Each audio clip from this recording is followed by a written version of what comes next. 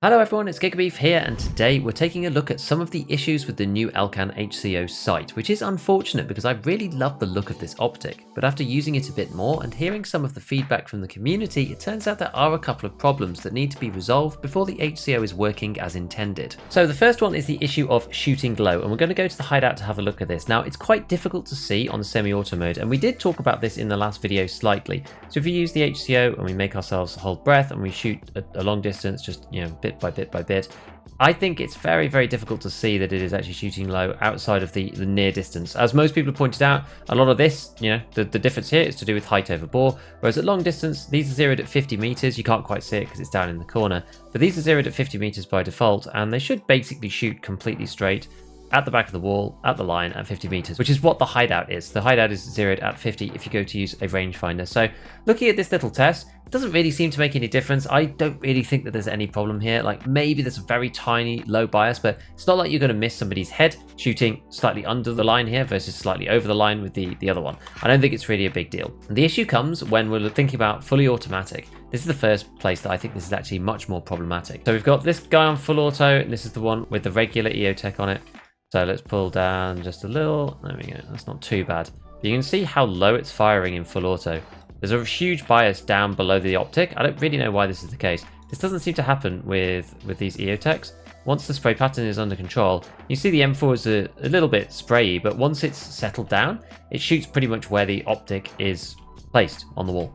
Whereas the other one has this low bias, so it ends up shooting a good, I don't know what this is. I know we're quite close up, but it's probably a good 30 centimeters or something, whereas this one tends to just go where the M4 is pointed, which is the first issue. I think this needs to be resolved. I don't know what causes this exactly. This optic lies slightly higher, but I mean, look, there's basically no difference really. It's a little bit higher on that one versus this one, maybe, but I don't really know. So that's issue number one. Right, problem number two. I was trying to simulate this on factory because this is quite difficult to see, especially when you're solo. But what I did was I laid down the AK-101 on the floor with the Elcan HCO on top of it, and we looked at it from various distances. Now, what you might notice as you get further away and at certain angles in certain lights, you can't see it through the optic, but when we unzoom and we're in our regular view mode, you can actually see the red glow of the optic's reticle kind of through the gun. And this became apparent to me when I was testing this and just moving around. I accidentally walked from one position where I was looking at the gun itself through a piece of the terrain, and you can see the scope move through the terrain slightly. So there's a bug here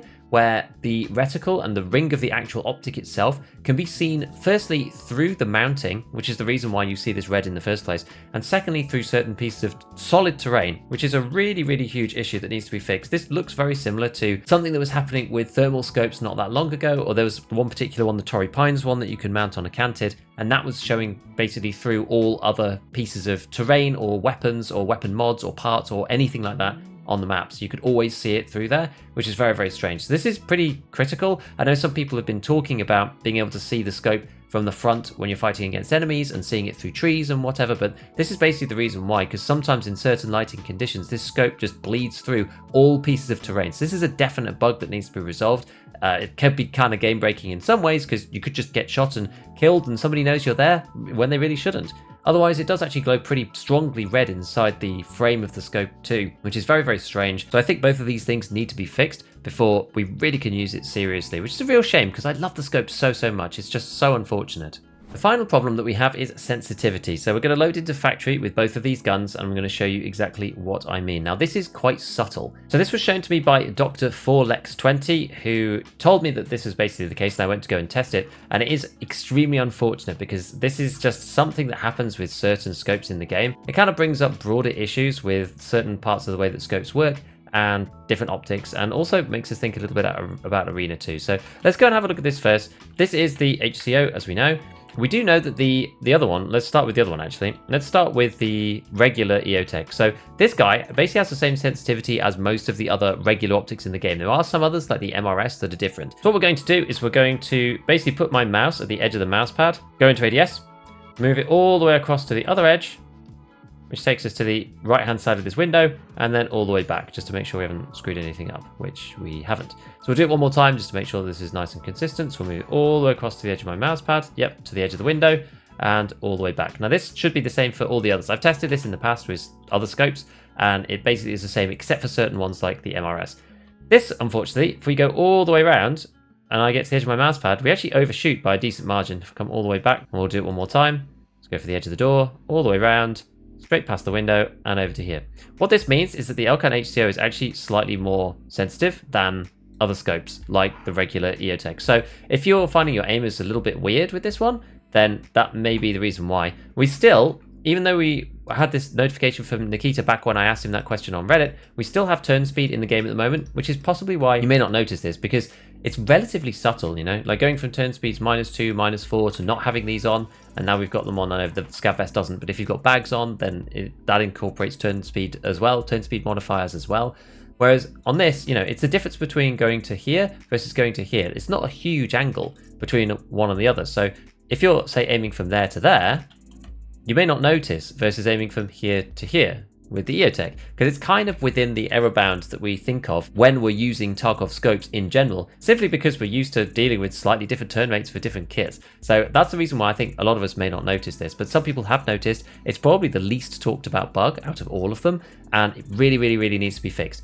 The reason why this is important is because this brings up problems for game modes like Arena. You know, if we still have this turn rate difference with different scopes and different optics in Arena, that's going to really hurt its credibility as an esports ready game. So BSG really need to look at all of these 1x especially. You know, the 4x or whatever, maybe it's a bit more complicated and each one has kind of got different zooms and stuff, but all of these 1x scopes, they need to be looked at and they all need to be the same sensitivity. The turn rate stuff needs to go as well if they want to make Arena like esports ready, right? Because people need to train their muscle memory for their flicks and their turns so that they can get it on target and be competitive. You're going to have optics like the MRS in there and maybe the HCO, which have a different sensitivity, that when that comes to light, because a lot of people are going to be playing this game for the first time, won't realize, won't understand why their aim is not working properly, and then they'll find out that actually the sensitivity of the scopes is different, and then all hell is going to break loose. So I really do think they need to fix this and think about how that's going to impact Arena as well. One other thing, in terms of all the scopes, honestly, I wish that they just put sensitivity in, if they just needed to, make a config file or something,